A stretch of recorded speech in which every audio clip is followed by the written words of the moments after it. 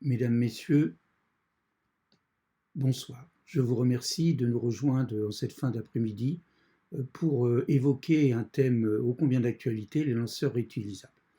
D'autant plus d'actualité que la semaine prochaine, le 12 avril précisément, nous fêterons le 40e anniversaire du lancement de la première navette spatiale américaine, la navette Columbia, que vous pouvez d'ailleurs voir au centre de cette diapositive lors de son premier lancement ce 12 avril 1981. Quels vont être les points que nous allons évoquer pendant cette conférence? Je vous propose 5 points. Tout d'abord, je vais vous présenter les différents types de lanceurs que l'on peut rencontrer aujourd'hui et bien faire la différence entre un lanceur réutilisable et un lanceur qui ne l'est pas ou qui l'est que de manière partielle. Dans un second temps, nous nous intéresserons à l'évolution que nous avons pu voir dans les années 60 jusqu'à l'avènement de la navette dans les années 80, en passant donc du transporteur aérospatial à la navette. Dans un troisième temps, nous nous polariserons un peu plus sur le développement de la navette spatiale américaine, qui a été quand même le premier lanceur semi-réutilisable de l'histoire de l'astronautique. Puis nous poursuivrons sur une problématique que le monde de l'astronautique a rencontrée au milieu des années 90, enfin, dans les années 80 et plus particulièrement au milieu des années 90 jusqu'au début des années 2000, qui a été la poursuite du Graal concernant donc le lanceur, c'est-à-dire le lanceur à simple étage, capable donc de rejoindre donc une orbite, ce qu'on appelle en anglais le SSTO, Single Stage to Orbit. Puis enfin, nous terminerons sur le présent et aussi le futur, où depuis 2010, un second souffle est intervenu donc dans le domaine des lanceurs réutilisables. Je vous propose donc de nous intéresser dans un premier temps aux différents types de lanceurs que l'on peut rencontrer. On a tout d'abord les lanceurs consommables, c'est-à-dire des lanceurs dont on ne récupère aucun des éléments après le lancement, c'est-à-dire que les étages se tombent dans la mer ou se crachent sur Terre lorsque ce sont des lancements au-dessus des terres émergées. Donc c'est un lanceur qu'on n'utilise qu'une seule fois, et lorsqu'on veut relancer un nouveau satellite, eh bien, il faut utiliser un nouveau lanceur. C'est aujourd'hui la plus grande majorité des lanceurs existants aujourd'hui. Je dirais que c'est 90% des lanceurs en service. Hein. Et un des meilleurs exemples, eh bien, c'est l'Ariane 5 européenne. Ensuite, on a ce que nous appelons les lanceurs semi-réutilisables. C'est-à-dire qu'une partie du lanceur est récupérée et remis en état pour être réutilisé pour un nouveau lancement. Le meilleur exemple de ce type de lanceur, ça a été pendant 30 ans, ça a été la navette spatiale américaine, comme nous le verrons. Et puis, de manière concrète aujourd'hui, eh bien, c'est le lanceur Falcon 9 de SpaceX qui rentre pleinement dans cette catégorie, comme nous le verrons. Enfin, il y a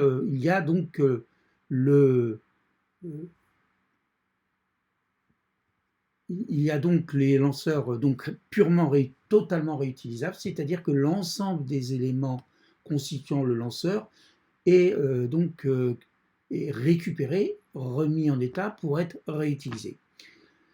Le premier système totalement réutilisable qui devrait voir le jour dans les années à venir, eh bien, c'est très clairement le véhicule constitué de l'étage très lourd Super Heavy, associé à l'étage supérieur Starship de SpaceX. Nous y reviendrons à la fin de cette conférence. Je vous propose maintenant de nous intéresser un peu à l'histoire, comment on en est arrivé jusqu'à la navette spatiale dont on va fêter le 40e anniversaire du premier lancement, et donc du transporteur aérospatial jusqu'à la navette. Donc on peut retourner jusqu'en 1952, où Van Braun propose un grand programme spatial avec des fusées créant des poussées astronomiques, donc de 14 000 tonnes, pour une mise en orbite de tronçons de stations spatiales. Les étages inférieurs auraient été récupérés grâce à de gigantesques parachutes. Et là, vous avez une image qui est parue dans un ouvrage, dans une revue qui s'appelle Collier donc aux États-Unis, donc en 1952, où on voit effectivement la navette, la navette donc récupérable que l'on voit ici, hein, et puis la station orbitale, qui devait être desservie donc par ces fusées. Donc, et donc les étages donc inférieurs étaient récupérés, ainsi que la capsule, la navette que l'on voit à gauche donc, sur cette image. Donc c'est très très très novateur, mais c'était très largement trop en avance sur le temps par rapport aux techniques qui étaient disponibles. Et même aujourd'hui, une fusée avec 14 000 tonnes de poussée, bon, j'ai du mal moi personnellement à l'imaginer. Ensuite, eh bien, on passe en 1956 où on a deux confrères donc, allemands hein, qui avaient rejoint les États-Unis après la Seconde Guerre mondiale, donc qui avaient rejoint von Braun-Dornberger, qui a été le patron de von Braun donc, à l'époque du développement donc, de la fusée V2, et puis un autre ingénieur qui s'appelait Enrique, qui présente un projet d'avion-fusée biétage, un moteur à oxygène hydrogène liquide, capable donc de voler jusqu'à 12 000 km par heure, à 45 km d'altitude, pour donc transporter en quelques dizaines de passagers, et qui aurait mis Londres à 1h15 de New York. Très bien. C'est donc c'était aussi un projet très très intéressant et dont s'inspireront d'ailleurs un peu plus tard donc les industriels, les gens de la NASA lorsqu'ils imagineront ce qui va devenir la navette spatiale. En 1963, en Europe, sous l'impulsion donc de Jens Sanger, va être mis en place un groupe transporteur spatial donc, au sein donc, d'Eurospace. Ce groupe va imaginer un lanceur biétage dont le premier étage aurait pu être donc réutilisé une cinquantaine de fois, ce qui était assez intéressant. Alors en plus, ce qui était intéressant sur ce projet européen, c'est que donc le premier étage décollait depuis une piste d'atterrissage d'un aérodrome, bon, grande piste d'atterrissage quand même, et revenait sur Terre, donc ce premier étage, après avoir propulsé donc, le deuxième étage jusqu'à environ Mach 4, Mach 5, hein, et revenait propulsé par des turboréacteurs. Donc c'était un projet tout à fait novateur, qui est toujours d'actualité si nous souhaitions nous y lancer. Mais c'était aussi très très en avance sur son temps. Dassault, Nord Aviation, Sud Aviation, la société allemande aussi, Aernaud, travailleront sur ce projet et proposeront donc des évolutions, mais qui hélas ne déboucheront sur aucune réalisation au niveau européen. De 1964 à 1970 aussi, ce qui est intéressant, c'est que du côté de la perfide Albion, donc nos chers amis britanniques, eh bien, il y a eu des études particulièrement intéressantes qui ont été menées par la British Aircraft Corporation, hein, donc entre 1964 et 1970, qui vont utiliser une solution très très originale, biétage, qui était donc totalement réutilisable, et qui utilisait aussi des moteurs fusées à oxygène hydrogène liquide. Cet ensemble s'appelait le Mustar. Il était constitué en fait de 3 engins identiques de 142 tonnes, 2 engins, ceux qui étaient donc à l'extérieur, se trouvaient donc être constitués le premier étage, et l'engin qui se trouvait au centre, au milieu, donc entre les deux autres, était le deuxième étage. Alors, ce qui est assez intéressant aussi, c'est que, et qui était très astucieux, c'est que ces premiers étages, donc ces 2 engins qui étaient à droite et à gauche de l'engin central,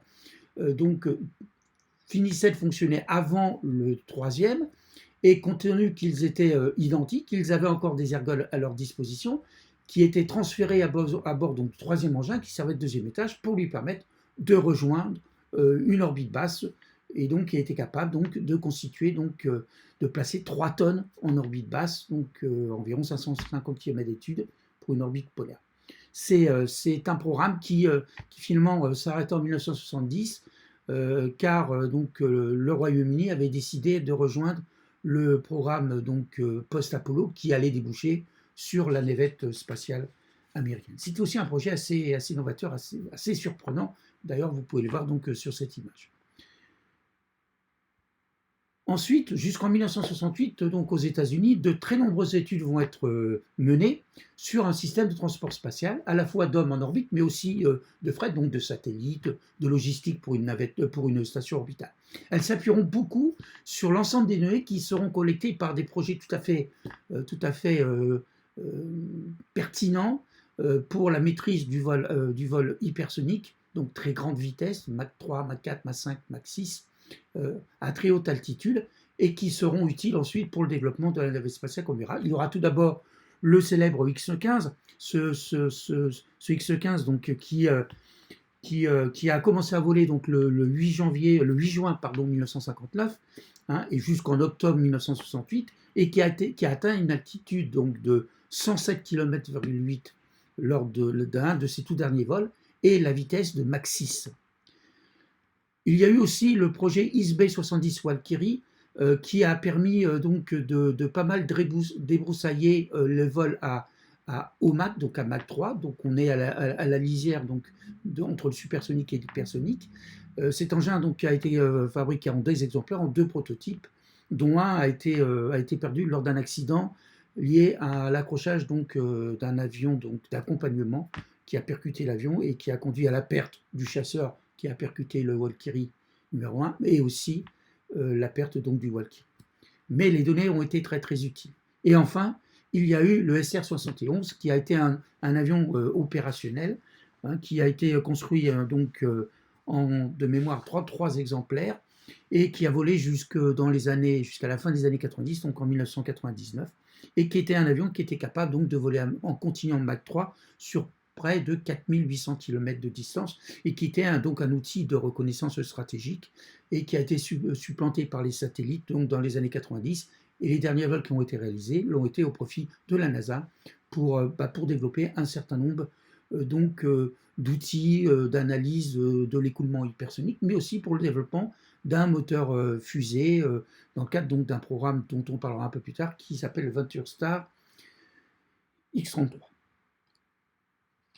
Je vous propose maintenant de nous intéresser plus particulièrement à la navette spatiale américaine, dont vous avez ici l'image du premier lancement historique, donc du 12 avril 1961. Alors, c'est assez facile de savoir que c'est un des tout premiers lancements, car très très rapidement, pour gagner de la performance, le réservoir central donc, que vous voyez donc, qui est derrière la navette est peint en blanc, donc c'était 800 kg de peinture, et donc ensuite il a été décidé donc, de ne plus peindre ce réservoir et de laisser l'air libre, donc la protection thermique de ce réservoir, ce qui aura hélas des conséquences très très fâcheuses, comme nous le verrons en 2003 pour la navette Columbia, dont on voit le premier lancement et qu'on perdra en vol donc, le 1er février 2003. Donc les premières études concernant la navette spatiale interviennent l'année où l'homme va pour la première fois marcher sur la Lune, en 1969. Donc dès le 31 janvier 1969, la NASA va passer 4 contrats avec des industriels de faisabilité, à North American Rockwell pour étudier donc, les grandes lignes d'un engin le plus économique pour atteindre l'orbite, à McDonnell Douglas qui s'intéressera aux différents types de véhicules récupérables qui pourraient être développés, ces 2 sociétés étant encadrées donc, par 2 centres donc, de la NASA, le Main Spacecraft Center et le Langley Research Center. Les 2 autres industriels, Lockheed, lui, va s'attacher au concept d'un engin dit à 1 étage et demi, et General Dynamics qui s'intéressera à la récupération donc, de l'étage inférieur de la navette. Ces 2 industriels étant encadrés pour leur part par le Marshall Space Flight Center de la NASA. Il faut savoir aussi que parallèlement, l'armée de l'air américaine, l'USAF, avait aussi mandaté 12 firmes pour travailler sur ces concepts, alors séparément, et donc il va falloir attendre les années 70-71 pour que l'USAF et la NASA travaillent ensemble et évitent donc les duplications d'études. Alors, les objectifs de 69 concernant donc, ce système de transport spatial, eh bien, ils étaient, en termes d'objectifs, étaient assez hallucinants en termes de performance. L'objectif était de disposer donc, en 74, donc 5 ans, après seulement 5 ans de développement, un engin donc totalement récupérable. avec une capacité de charge utile de 23 tonnes en orbite basse, ou encore de 12 astronautes transportés. Et ce qui est assez hallucinant, qui est vraiment hallucinant, c'était les objectifs de coût. L'objectif est que le coût de lancement revienne à 100 $, le kilo transporté. 100 $. C'est un objectif inimaginable déjà à l'époque. Pourtant, les études ont été lancées et hélas, très rapidement, on va se rendre compte que le coût va rapidement donc augmenter jusqu'à 1000 $, jusqu'à arriver à des sommes totalement astronomiques, lorsqu'on verra que la navette spatiale, eh bien, un lancement donc, de 25 tonnes, ça coûtait environ 1 milliard de dollars. Alors, donc, à la fin de l'année 69, donc il y a eu un premier symposium qui a été organisé donc, à Washington, où les différents industriels qui avaient été mandatés ont fait un certain nombre de présentations. Et ce qui était assez intéressant, c'est que la grande majorité des projets présentés, pas tous les projets, mais une grande majorité, donc c'était un véhicule biétage piloté, entièrement récupérable, décollant verticalement et brûlant de l'oxygène, l'hydrogène liquide, et dont la masse était autour de 1800 tonnes. 1880 tonnes donc au décollage, c'est plutôt 1800 tonnes, là c'est une erreur de frappe, mais ça c'était un objectif de la NASA. Typiquement, il y avait un étage booster qui faisait de l'ordre de 90 mètres de long, un étage orbital qui faisait 50 mètres de long. Quand on voit ces dimensions, et quand vous regarderez le Starship, vous verrez donc de SpaceX, donc on verra à la fin, vous verrez qu'on n'en est pas très loin de ce type donc d'architecture, avec donc une soute donc de 4,5 mètres de diamètre et une longueur de 18,3 mètres. Ce sera les performances qui seront d'ailleurs toujours conservées, malgré l'évolution très forte du projet, et capable de placer 22 tonnes en orbite basse. Le coût estimé à l'époque était de 10 milliards, alors que l'objectif en début d'année 69, c'était 5 milliards, et déjà, donc, moins d'un an après, on était déjà à 10 milliards de dollars, rien que pour le développement, et avec un objectif de mise en service opérationnel non plus de 1974, mais de 1977. Alors là, je vous présente quelques projets qui ont été de phase A, donc c'est donc l'étude qui a été menée en 1969, et pour vous montrer un peu la taille donc, de ces projets, il y a la fusée Saturn V donc, du programme Apollo, donc, qui se trouve complètement à droite, qui, je vous rappelle, faisait 110 mètres de long et 2700 tonnes au décollage. Et on voyait qu'on avait des architectures très originales, très différentes, avec des étages de fusée Saturn V récupérés pour le projet de gauche, et puis ensuite plutôt des biétages, donc récupérables, ailés et donc et pilotés. L'année 1970 va être l'année des grandes remises en question. Il va y avoir des contrats de phase B qui vont être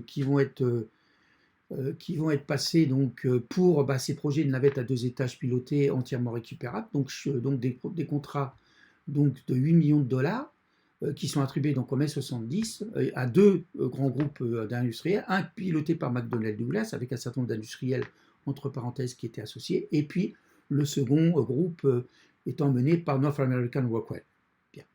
Mais donc ces études de phase B dans le courant de l'année 70 voit le coût du programme exploser à près de 14 milliards de dollars. Et donc, dès la mi-juin, la NASA décide de passer de nouveaux contrats de phase A, donc d'études de faisabilité, tout en continuant donc les contrats de phase B pour voir s'il n'y aurait pas des solutions qui permettraient donc d'avoir des coûts moindres, tout en atteignant donc les objectifs. Voilà. Donc il y aura un certain nombre d'industriels, donc Grumman et Boeing, qui vont étudier des concepts de navettes donc à un étage et demi, des navettes à booster. Lockheed va rechercher des solutions optimales pour permettre donc à la navette qui reviendrait d'orbite d'avoir des déports latéraux par rapport à son orbite, donc de plusieurs milliers de kilomètres, mais qui serait le plus économique possible. Ça, c'était un besoin de l'US Air Force. Et puis Chrysler qui étudiait donc un concept révolutionnaire, donc de navettes récupérables monoétage. Nous y reviendrons sur ces projets. En 1971, sous la pression donc, financière très forte à cause donc, de la guerre du Vietnam, la décision de réduire drastiquement le budget de la NASA, qui conduira d'ailleurs à ce que les vols Apollo 18, 19 et 20 vont être abandonnés. Et très clairement, la NASA va abandonner la navette billetage pilotée entièrement récupérable, tout simplement parce qu'elle n'a pas les moyens financiers de le développer. Et elle va s'orienter donc vers la solution qui a été étudiée, donc qui avait été étudiée dans le cadre des contrats de FASA que j'avais évoqués, donc qui avait été passé en juin 70, hein, avec proposé par Grumman et Boeing, avec un orbiteur, donc la navette proprement dite, donc le véhicule qui se met à l'orbite, à réservoir d'hydrogène largable, et qui permettait d'avoir des performances très intéressantes, qui permettaient donc de larguer le booster, donc l'étage inférieur, donc plus bas, et d'avoir globalement un véhicule moins lourd. Cependant, la NASA va continuer à prolonger les contrats d'études de phase B et A, sauf celui de Chrysler, donc qui concernait donc avec une navette mono-étage totalement réutilisable, et ce, dans un premier temps jusqu'en octobre 71, puis va redonner donc un délai supplémentaire jusqu'en février 72. Bien. Entre-temps, parallèlement, en juillet 71, la NASA va passer un contrat avec l'industrie Rocketdyne pour développer la navette, les moteurs principaux de la navette, et qui seront d'ailleurs ces moteurs qui seront d'ailleurs utilisés sur la navette qui sera finalement développée. En 1972, le 5 janvier, le président Nixon décide formellement l'engagement donc, du programme Système de transport spatial. Et le 15 mars donc, de cette même année, l'administrateur de la NASA, donc James Fletcher, va faire un choix très fort d'architecture concernant ce que sera le futur système de transport spatial. Hein. Un réservoir largable chevauché par la navette, sur laquelle donc est connectée la navette, et 2 boosters placés de part et d'autre donc de ce grand réservoir, et donc qui seraient si possible récupérables, et décision que au décollage, les boosters et les moteurs de la navette seraient allumés. Fin mars 72, Rocketdyne donc se voit délivrer le contrat de développement et de fabrication donc des moteurs principaux SSME que vous voyez donc sur cette image. Le 26 juillet 1972, c'est le projet de North American Rockwell qui est retenu et dont vous voyez l'une des premières schémas donc, de ce que devrait aller devenir donc, ce système de transport spatial qui ressemble donc, où les grandes lignes, donc un réservoir central, 2 boosters et la navette. Il y aura naturellement quelques évolutions au niveau de la fente, que ce soit au niveau des boosters, de la navette ou du réservoir pendant la phase de développement. L'objectif étant que cette navette soit disponible en 1977. On verra que là, ce ne sera pas le cas. Donc les performances étaient 29 tonnes 5 en orbite basse délivrées par la navette, avec une capacité de se déporter latéralement, donc d'un peu plus de 2000 km pour répondre aux besoins donc, de l'US Air Force. On aura en 1973 le soin des industriels pour la conception, le développement et la fabrication des boosters. Pour les boosters à ergol solide, Thiokol, et pour le réservoir largable, donc comprenant de l'oxygène et de l'hydrogène, on aura donc Martin Marietta. Les principales caractéristiques de la navette, alors celles que je vous présente sont celles du dernier orbiteur qui a été développé et des boosters donc, utilisés à l'époque. Hein. Donc 109 tonnes au décollage pour l'orbiteur, donc ce qu'on appelle proprement dit la navette de manière impropre, l'envergure quasiment 24 mètres, une charge utile de 25 tonnes, 3 moteurs donc, principaux dont chacun poussait 221 tonnes dans le vide, une soute donc, de 4,6 mètres sur 18 mètres 3 de longueur, c'est-à-dire environ 300 mètres cubes de volume, et un habitable pressurisé de 71 mètres cubes qui permettait d'héberger jusqu'à 8 astronautes.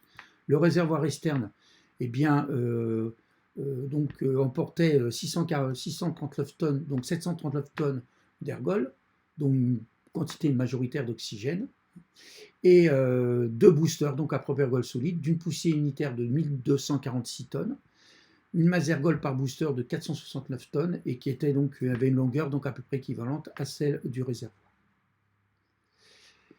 Il y a eu des essais donc, atmosphériques donc, de la navette, hein, qu'on va appeler donc, le Approach and Landing Test, donc par la première navette qui a été fabriquée, qui est la navette Enterprise, qui était une navette qui n'était pas capable d'aller dans l'espace parce qu'elle était trop lourde, mais qui permettait de valider la configuration aérodynamique, et donc qui était emportée donc, par un Boeing 747 sur son dos, qui sera d'ailleurs ce Boeing 747 réutilisé par la suite pour transporter la navette entre les pistes d'atterrissage donc, dans l'ouest des États-Unis et Cap Canaveral en tant que de besoin.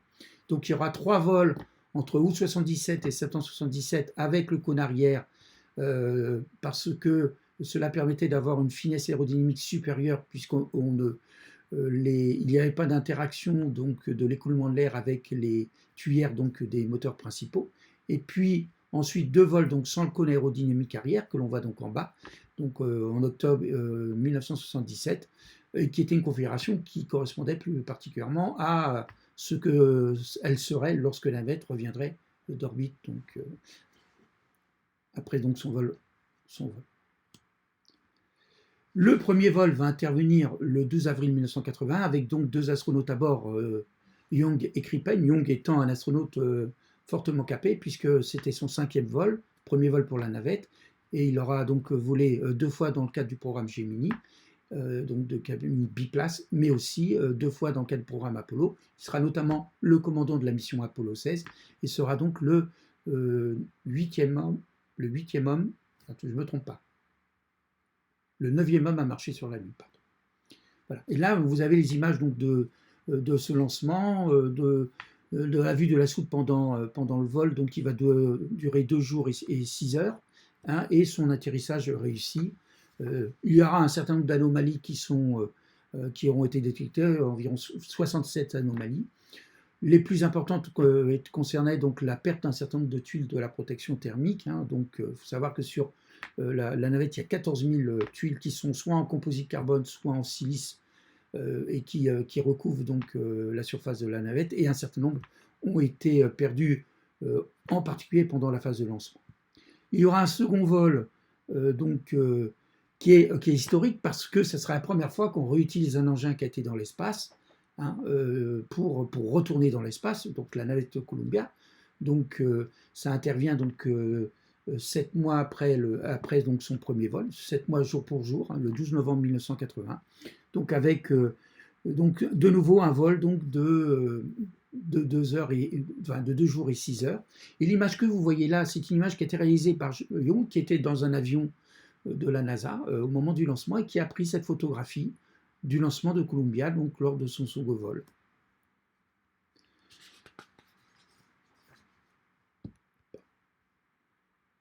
Les 5 orbiteurs, donc il y a eu 5 orbiteurs opérationnels donc qui ont été en orbite. Le premier d'entre tous, j'ai déjà évoqué, c'est Columbia, son premier vol donc le 12 avril 81. Elle réalisera au total 28 vols, mais sera hélas détruite lors de la rentrée dans l'atmosphère le 1er février, après qu'un morceau de mousse isolante du réservoir externe ait percuté l'aile gauche, donc le bord d'attaque de l'aile gauche donc, de la navette. Et au moment où la navette va rentrer dans l'atmosphère, l'air très chaud, donc à environ 1500 degrés, va pénétrer à l'intérieur de l'aile et va faire l'effet d'un chalumeau, et à un moment, il va y avoir la perte de l'aile, la perte totale de contrôle de la navette, conduisant à la mort de 7 astronautes. La seconde navette qui a été construite, c'est Challenger, dont le premier vol intervient le 4 avril 83. Elle ne réalisera que 10 vols, car hélas, dès son 10e vol, elle sera détruite pendant la phase de lancement, 73 secondes après le décollage, le 28 janvier 1990, après qu'un joint d'un des boosters ne se soit pas remis en place après la mise à feu, et a conduit à ce que donc, des jets de gaz chaud viennent lécher, provenant de ce booster, viennent lécher donc, le réservoir d'hydrogène, et ce qui va conduire à l'explosion, donc 73 secondes après le décollage. Il sera construit donc une quatrième navette, la navette Atlantis, hein, qui va voler la première fois le 3 octobre 1985 et qui réalisera au total 33 vols. Non, il y a Discovery d'abord. Veuillez m'excuser. Donc c'est Discovery, donc 30 août 1984, donc, et qui va voler 39 fois. C'est celle qui a le plus volé. Ensuite, il y aura la décision de construire Atlantis suite à la perte de Challenger, puisqu'il n'y avait plus que deux navettes disponibles, Columbia et Discovery. Et donc Atlantis, elle, volera donc le 3 octobre 1985. Et enfin, Endeavour sera fabriqué donc, pour compléter donc, à 4 exemplaires la flotte et volera donc le 7 mai 1992 et effectuera 25 vols. C'est la navette Atlantis donc, qui sera la dernière à voler en juillet 2011, donc la dernière mission donc, de la navette. Au total, sur 30 ans, 135 missions ont été réalisées. Il faut savoir qu'au début de la conception de ce programme Space Transportation System, il était prévu de faire 50 vols par an. 50 vols par an. Donc finalement, on n'en sera qu'à 135. Les coûts donc, de lancement qui devaient être autour de 1000 à 2000 dollars le kilogramme emporté, donc si on multiplie par 25 tonnes, eh bien vous voyez donc on est autour donc, de 50 millions de dollars. Ce sont des missions qui ont coûté entre 10 et 20 fois plus. Donc ça n'a pas été un grand succès en termes économiques, mais technologiquement, c'est une machine tout à fait extraordinaire. Il faut savoir qu'elle a volé qu'en 81 avec une technologie qui était encore un peu balbutiante au niveau informatique. Donc ça a été un engin tout à fait formidable et qui va marquer très clairement l'histoire de l'astronautique. Je vous propose maintenant de passer rapidement sur le mythe donc, du single stage to orbit, donc le mono-étage réutilisable. Dans les années 80, comme on va le voir au Royaume-Uni, puis ensuite aux États-Unis, il va y avoir une sorte de folie collective qui va prendre les ingénieurs britanniques et américains sous la coupe donc, notamment de la NASA, du côté américain, pour se dire on va développer le lanceur mono-étage réutilisable. Voilà. Alors, les premiers à se lancer dans cette aventure, ça a été les Britanniques, donc avec leur programme Atoll, donc entre 82 et 1989.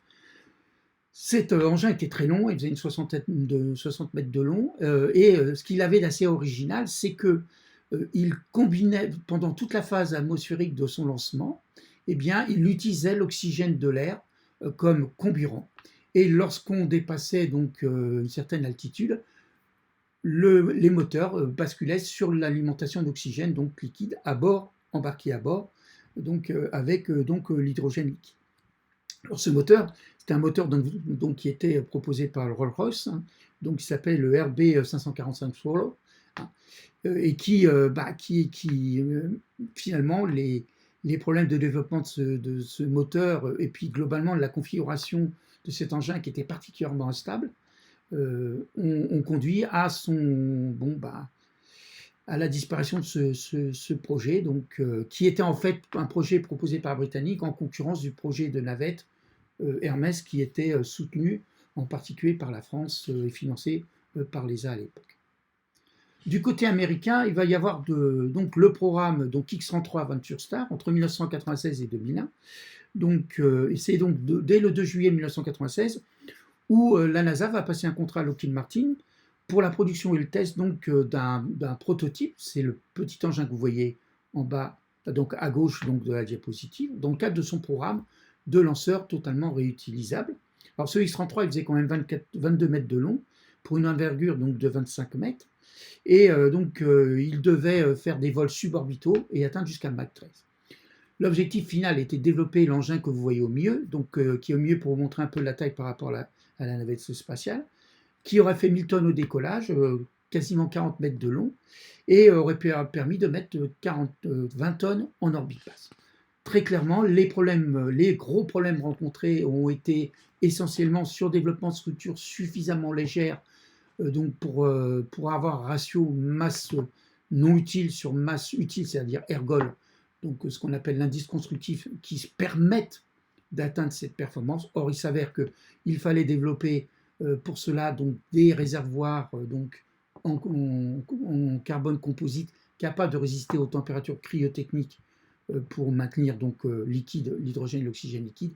et l'enjeu technique était beaucoup trop important. Il fallait aussi mettre au point donc, le moteur Aerospike, donc à tuyère, qui avait des tuyères très, très spécifiques. Hein. Et en 2001, donc la NASA a décidé de jeter l'éponge compte tenu de l'extrême difficulté de mettre au point ce type ce type d'engin avec la technologie disponible à la fin donc, des années 90, début des années 2000. Très clairement, la technologie aujourd'hui n'existe pas encore, ou du moins elle n'est pas encore suffisamment mature pour pouvoir imaginer un lanceur monoétage réutilisable. Et donc, on débarque de plein pied donc, dans le XXIe siècle, et là, on va découvrir sous l'impulsion d'un talentueux industriel qui est Elon Musk, avec sa société SpaceX. Lorsque Elon Musk a commencé à se dire, moi je vais développer un lanceur, et l'objectif c'est à terme d'avoir un lanceur réutilisable, du moins partiellement réutilisable, c'est quelqu'un qui venait du monde de l'informatique, tout le monde, je dirais tout le monde, et moi j'en ai fait partie. On s'est dit, mais bon, c'est un artiste ce gars-là, mais il n'est pas crédible. N'empêche qu'il est crédible, il a su s'encadrer de gens et de jeunes particulièrement performants qui n'ont pas compté leurs heures pour arriver donc à développer un lanceur réutilisable, semi-réutilisable, beaucoup plus économique que la navette spatiale américaine, et qui aujourd'hui donc défraie la chronique, mais en bien quasiment toutes les semaines, puisqu'il lance quasiment une Falcon 9 donc tous les 15 jours, voire 2 par semaine. Alors, c'est donc ce programme Falcon 9 donc, de SpaceX qui a fait rentrer donc, le monde des lanceurs dans le monde véritable de la réutilisation, partielle certes, mais de la réutilisation. Le premier vol du Falcon 9, qui n'était pas réutilisable encore à l'époque, est intervenu le 4 juin 2010. La première récupération du premier étage interviendra le 21 décembre 2015. Et à la date du 24 mars 2021, eh bien, j'ai recensé 78 premiers étages qui ont été récupérés, car il y a, dans un premier temps, Elon Musk a cherché à récupérer que le premier étage. Il a, dans un second temps, décidé aussi de récupérer les coiffes, et d'ailleurs, il a réussi depuis 2020, hein, comme je le signale en bas de là-dedans. 58 des étages, donc il y aura 58 réutilisations d'étages récupérés, et le nombre maximal de réutilisation d'un étage, et c'est très récent, hein, ça date donc du mois dernier, c'est 9 réutilisations du même étage. Donc récupérer 8 fois, enfin récupérer 9 fois. Hein. Et enfin, la récupération donc, des demi-coiffes, donc depuis 2017, et la première réutilisation de coiffes lors d'un vol en mars 2020. Donc bref, SpaceX a montré la voie, ce qui lui permet aujourd'hui de pouvoir lancer sur ses propres données sa constellation de télécommunications donc de type Internet, donc avec une constellation d'orbite basse, et il a mis en orbite aujourd'hui près de 1300 satellites grâce à sa fusée et à sa capacité de réutiliser ses étages.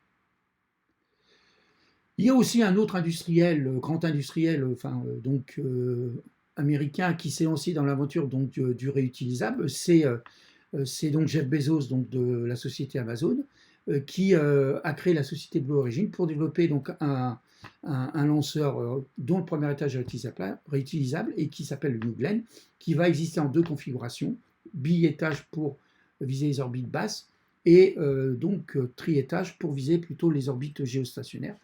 On peut attendre le vol de cet engin, le premier vol donc, dans sa version bi-étage vraisemblablement, d'ici la fin 2022. Et là, vous voyez la taille par rapport à la fusée Saturn V du programme Apollo. Enfin, je vais terminer pour la partie donc, plutôt américaine donc, sur le programme Super Heavy Starship donc, de SpaceX. Hein, donc c'est un engin tout à fait colossal, hein, puisque le premier étage que vous voyez, donc, il mesurera 70 mètres pour 9 mètres de diamètre, il pèsera 3600 tonnes au décollage, il sera équipé de 28 moteurs fusée Raptor donc, qui utilisent du méthane et de l'oxygène liquide. Au-dessus, il y a le Starship, donc, qui est l'étage supérieur qui se met en orbite et qui revient donc, sur Terre. C'est un engin qui doit peser donc, en phase opérationnelle 1200 tonnes au décollage, hein, et sera équipé de 6 moteurs Raptor. Aujourd'hui, l'étage supérieur donc, est en phase d'essai, il y a un certain nombre de prototypes qui ont déjà essayé avec plus ou moins de succès. Le dernier prototype, le SN10, a réussi donc à décoller, à monter une altitude d'environ 10 ou 20 km hein, et à revenir sur Terre, si ce n'est que donc intact, c'était la première fois. Les autres atterrissages s'étaient mal terminés. Donc atterrissage à la verticale, comme les boosters, donc le premier étage donc, de la Falcon 9. Et hélas, 5 minutes après l'atterrissage, il y a une explosion donc, qui est intervenue et donc l'engin a été détruit. Je voudrais donc là, je vous montre la photographie donc, de ce vol donc, du 4 mars 2021 qui a été globalement réussi puisque l'atterrissage s'est bien déroulé. Bon, ensuite, il y a eu un ennui technique donc, qui a conduit à l'explosion 5 minutes après la fin du vol, donc après l'atterrissage. Je ne voudrais pas terminer sans dire, bon, eh bien, et l'Europe, qu'est-ce qu'elle fait? Alors l'Europe, qu'est-ce qu'elle fait? Elle a beaucoup regardé d'un œil goguenard SpaceX avec sa Falcon 9 en disant c'est du grand n'importe quoi. Mais petit à petit, quand on a vu que les récupérations se succédaient, que les réutilisations se succédaient, l'équation économique donc a commencé à changer et maintenant SpaceX devient excessivement dangereux sur le marché des lanceurs et l'Europe, si elle veut continuer à avoir sa place dans son domaine et notamment son autonomie d'accès à l'espace, elle se doit d'aller au-delà d'Ariane 6 qui aujourd'hui n'est plus du tout concurrentiel par rapport à la Falcon 9. Donc il y a donc des projets, donc des programmes d'essais qui sont en cours. Le premier c'est le programme Callisto, donc qui est entre le CNES, donc l'Agence spatiale française, le DLR, donc qui est l'équivalent du CNES en Allemagne, et la JAXA, l'Agence spatiale japonaise, qui a pour objectif de tester. Donc c'est un lanceur mono-étage, mais qui n'a pas objectif d'aller en orbite. C'est donc plutôt pour tester les conditions de réutilisation, d'atterrissage, de récupération. On voit qu'on a quand même une architecture qui ressemble bougrement quand même à celle du premier étage de la Falcon 9 de SpaceX. Donc le premier vol normalement devrait intervenir en 2022 depuis Kourou et la récupération de cet étage donc devrait intervenir sur une barge donc dans l'océan Atlantique. Donc un peu comme fait d'ailleurs Elon Musk donc avec le premier étage pour un certain nombre de ses missions. Et il est prévu 5 vols d'essai. Il y a parallèlement un autre programme qui est lancé au niveau de l'ESA, qui va succéder au programme donc Callisto, hein, et qui va conduire donc à développer donc un engin qui a vocation à terme, un étage qui a vocation à terme de remplacer l'étage inférieur de l'Ariane 6, voire dans une dimension plus petite de la Vega. Et donc parallèlement au développement de cet étage et des techniques de récupération et développer un moteur réutilisable plus facilement capable d'être remis en état beaucoup plus rapidement que les moteurs classiques à oxygène-hydrogène liquide qui sera à base de méthane et donc d'oxygène liquide qui s'appelle donc Prometheus que vous voyez à droite qui est en cours de développement donc chez Safran donc à Vernon en collaboration avec Ariane Group, donc, enfin dans le cadre d'Ariane Group maintenant, puisque c'est les équipes de Safran qui étaient à Vernon maintenant sont intégrées donc dans Ariane Group et donc ils sont en train de développer donc ce moteur et on imagine qu'on ait donc des premiers essais aussi potentiellement donc de vol de très faible altitude donc de cet étage donc avec le moteur Prometheus. Voilà, j'en ai terminé pour cette conférence. J'espère que vous avez pris des choses. Je suis sûr que vous avez certainement un certain nombre de questions. Ce que je vous propose, si vous en avez, eh bien, c'est de me les transmettre à conférence@elisa-aerospace.fr et je vous garantis que je vous répondrai donc pour continuer donc ce premier parcours dans ce monde des lanceurs réutilisables. Je vous remercie infiniment pour votre écoute et je vous souhaite une bonne soirée. Au revoir.